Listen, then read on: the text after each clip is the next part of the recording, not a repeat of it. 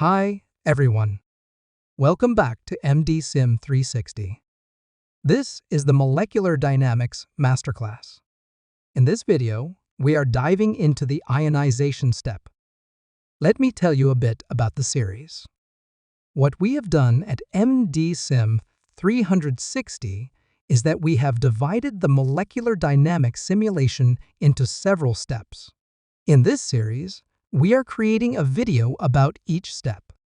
Each video will explain the purpose, impact, procedure, parameters, and expected results of the step. We'll also cover result verification and replication. These videos are invaluable for anyone involved in or planning MD simulations, simplifying the process by breaking down its complexities step by step. When you go through these videos in series, it will be very easy to replicate this and perform your MD simulations easily. The current step that we are doing is ionization. In the previous step, we did solvation. We tested all the different types of water boxes and played with edge distances. In this step, we'll be adding ions to it. Many people perceive the ionization step as a simple process of adding salt to the system. However, it is much more than that. It involves carefully neutralizing the charges of the biomolecule, such as this protein, to stabilize its electrostatic interactions. This process not only prevents artificial forces, but also supports the protein's structural and functional stability.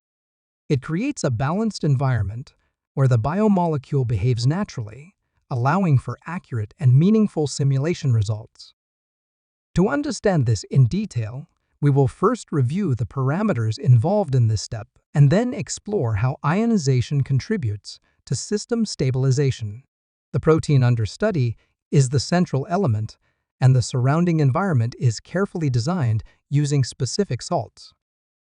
First, we can see a variety of salts present here, with the most common ones being potassium chloride, sodium chloride, calcium chloride, and magnesium chloride. I believe sodium chloride and potassium chloride are the most commonly used in general biological systems. These essentially vary depending on the situation, and you can even choose your own cation. You can customize the salt you want to add to the system. But why does the choice of salt matter? This is a common question, as many people wonder why we need to change salts and why we don't always use sodium chloride. The reason is that different ions influence biomolecules in various ways. The ions we add to the system will affect the biomolecules, in this case, the protein. Our goal is to stabilize the system while ensuring that the ions we introduce do not alter the natural behavior of the biomolecule. This is why selecting the right ions is crucial. For example, when working with nucleic acids, magnesium ions are commonly used because they help stabilize the negatively charged phosphate backbone. Therefore, it is important to choose the appropriate ions for the system. The selection also depends on the physiological conditions of the system we are studying. Based on the physiological conditions and whether adding the ions will interfere or alter the natural behavior of the biomolecule, we select the appropriate ion to add. The next parameter is concentration, which refers to the amount of solute present in a given volume of solution. It is typically measured in moles per liter mole/L, also known as molarity.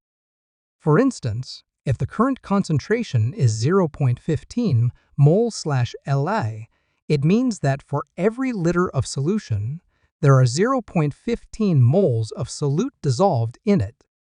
You can increase or decrease the concentration by using the plus or minus buttons. Increasing the concentration will add more ions to the system, while decreasing it will reduce the number of ions added. The concentration also depends on the physiological conditions of the system you are studying or attempting to replicate. Both higher and lower concentrations can influence the behavior of biomolecules, especially those that are ion-dependent, potentially causing them to fold or unfold. Therefore, it's important to be cautious when adjusting concentration levels. Additionally, we must avoid using excessively high concentrations, as this can introduce artifacts into the system and distort the natural interactions of the biomolecule.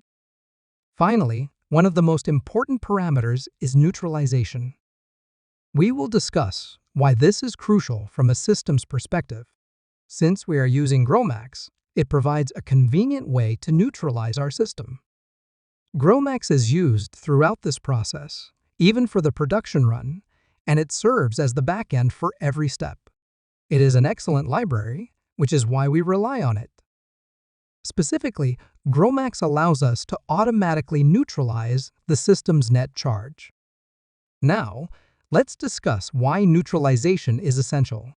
Biomolecules such as proteins or other molecules that we add to the system are generally not neutral. They often carry a net charge. If we fail to address these net charges, the resulting unbalanced charges can generate artificial forces. These forces, such as electrostatic interactions, could destabilize the entire simulation. This is a critical issue in simulations because we cannot control these forces in the natural environment we're trying to replicate. In a real-world system, these forces are inherently present, but we aim to control and neutralize them during the ionization step to ensure stability in the simulation. If we fail to add ions to neutralize the system, the net charge will remain unbalanced. This imbalance can cause unrealistic behavior in the simulation. While the simulation might still run, the results could lead to unnatural outcomes, making it difficult or even impossible to validate the results. Failing to neutralize the net charge properly can distort the system's behavior and invalidate the simulation. Neutralization is a very sensitive and crucial step before proceeding with the actual simulation. During the periodic boundary conditions, PBC step, all force fields, such as amber, charm, and gromos, are parameterized to work with neutral systems. If the system is not properly ionized, this can lead to significant inaccuracies in energy calculations and affect the accuracy of the actual production run. Thus, it is imperative to ensure proper neutralization before running the simulation. Let's proceed with the ionization process without delay. Here is the solvent box. To ionize the system, we begin by adjusting the concentration, for example, increasing it to 0.2 mol/L, and then clicking the Submit button. The process typically takes 10 to 15 seconds to complete and neutralize the entire system. This operation utilizes GROMACS on the back end, which includes an efficient ionization module. The process is fast and generally completes within 10 to 20 seconds. Once the ionization is complete, we will review the results. The system has now completed the ionization, and we are automatically taken to the next step. The ions have been added. To visualize them, we can hide the water molecules. The pink spheres represent potassium ions, while the green spheres represent chloride ions. You can directly verify the model number, atom number, and other details. An additional feature of the MDSIM 360 platform is its interactive functionality, allowing you to perform these tasks seamlessly. Ionizing your system and checking the results is straightforward. You can easily confirm whether all the added atoms and ions have been incorporated correctly. If desired, we can add additional ions such as NaCl. For example, we can adjust the concentration to 0.1 mol/L to suit the specific conditions we want to replicate.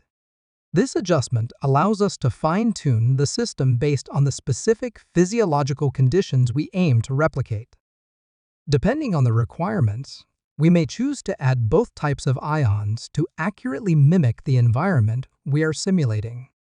Once the parameters are set, we proceed to observe the outcome. GROMACS provides robust support for adding multiple ions or ligands, making it well equipped to handle such scenarios seamlessly. The system successfully completed this step without issues, and we can proceed. Let's go back and verify if the ions have been added correctly. The green spheres represent chloride ions, while the pink or magenta spheres represent potassium ions. Let's check if sodium ions are present. Since the concentration was reduced, the overall number of ions in the system has decreased proportionally. Concentration is directly related to the number of ions per unit volume, so by lowering the concentration, fewer ions are added to the system. This means the total number of ions in the solution is now lower than in the previous step with a higher concentration. As you can see here, this is a sodium ion. Additionally, the quantity of chloride ions appears to be approximately double, as more chloride was added. However, this is not an issue as long as the system is properly neutralized. We can clearly see that the ions have been added correctly. There's no obvious overlap, which we can further verify in the next step state energy minimization. This step helps identify and resolve any overlaps. We also have a dedicated video on energy minimization that you can check out if you want to learn more. It's a powerful step for cleaning up overlaps and other issues. Thank you for watching. Stay tuned for more insights and tutorials from MD Sim 360. If you have any questions, feel free to leave a comment. See you in the next video.